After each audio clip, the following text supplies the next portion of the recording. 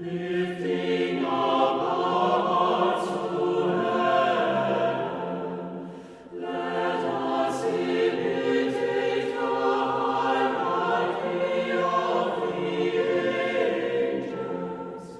Let us fall with thee.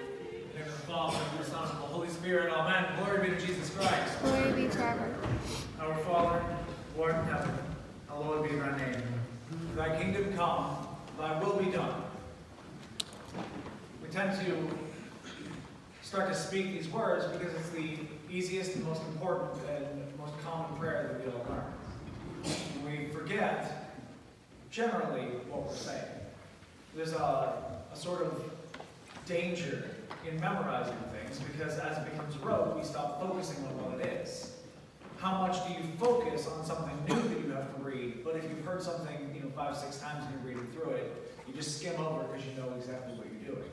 You've already comprehended it. And with the Lord's Prayer, there's a specific reason that we focus on Thy will be done. Now, these words were given to us by Christ. He taught us how to pray. When we asked Him, how should we pray? And the reason that He says, Thy will be done, is because the reason that we're praying for it is because God's will isn't being done. Why would we ask Him for that to happen in the world if it wasn't already happening? It makes sense, right? We're not going to ask God for something that's already there. But because we hope for His will to be done, we ask this not just that He act in our lives, that it be done to us, but the world around us. And it's important to recognize in this as well that neither you nor I nor anybody, not monks or saints or anybody above us in the clergy, are able to pick and choose what God's will is. And we can hope that God's will also works out with the sort of image of what we want in our heads. But that's not always the case. We can't pick and choose. We can't make God's will what we want. And we can't sort of force God's will on other people, even if we were bright enough to know what God's will is. And so I wanted to sort of divert. I normally don't have notes, so excuse me if I'm a little bit choppy, but I had to write down a couple of quotes for today. And if anybody speaks Latin, not that anybody speaks it anymore, but I apologize if I butcher this pretty badly. But Cadite eos, novit enim dominus, qui suant eus. Or, Niga eos omnis, deus suos agnoset. These two phrases, spoken long ago, were spoken by Arnaud Amalric, who was actually a papal legate, meaning that he was sent to act out everything that the Pope wanted for his people. He was an emissary. He was also an abbot, meaning he was a tantric monk at a monastery. And he said these two phrases, and if anybody has heard them before and knows what they mean, then good for you. But if you don't, what it means is, kill them all, God knows his own. It's pretty dark, right? Coming from somebody who serves the Pope and who is a monk. Kill everybody, God knows his own. And I wanted to sort of start with that, and then ask anybody if they've heard of either Father Divine, Jim Jones, the Salem Witch Trials, or the Crusades. If you've heard of them, you can nod in agreement, yes, I've heard of these things, any of the above.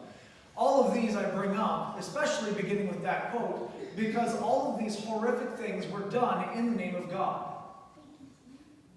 We sort of don't fight against it. And I remember when I was young and I would have a pretty open face to my religion. I would not walk away if people were like, oh, well, what do you do? Or I'd cross myself before I eat at lunch.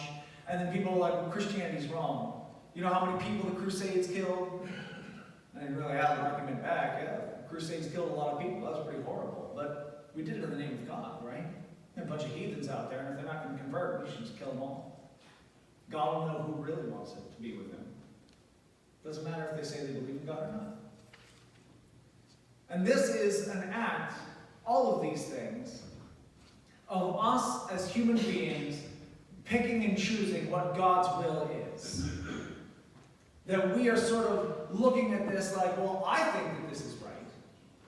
And I believe in God. And therefore, I've sort of catered the Bible to do what I want so that I can prove my point. And I'm going to make other people believe that. And the reason that this becomes so dangerous is that we find that people who are charismatic enough, who are powerful enough, who are good speakers enough, can convince other people that they really clued in to what God's saying and that they should follow them. And then other people do the worst. We sort of, again, pick and choose what we want God's will to be. And all of these things remind me of a teaching from St. Paul, who implores us to understand that no good act is good if it is begun or acted out by sin. So if you think of Robin Hood, we think of that as pretty good, right? You know, he's stealing from people who have enough and giving it to people who have none. But we look at that from the view of Christianity, from the teachings of St. Paul, he is acting out something by sin, even though it's a good thing and have a good outcome. Does God smile? No. Because again, you are taking what you think God's will ought to be and pushing that in the world around you. You're picking and choosing God's will in your life. And we tend to miss that when we're praying, thy will be done. That we either think that God's will is already happening, God's will is out there, and we're just thankful that it's being done, or that we have an idea of what we want God to do for us. And we're going to pray, and God better do it. Again, it's something I've spoken about in sermons before, that the very base and most sort of bottomed out of all human religion is quid pro quo. You do this for me, God, and I will do this for you. That's why a sacrifice to different idols in other religions is so important.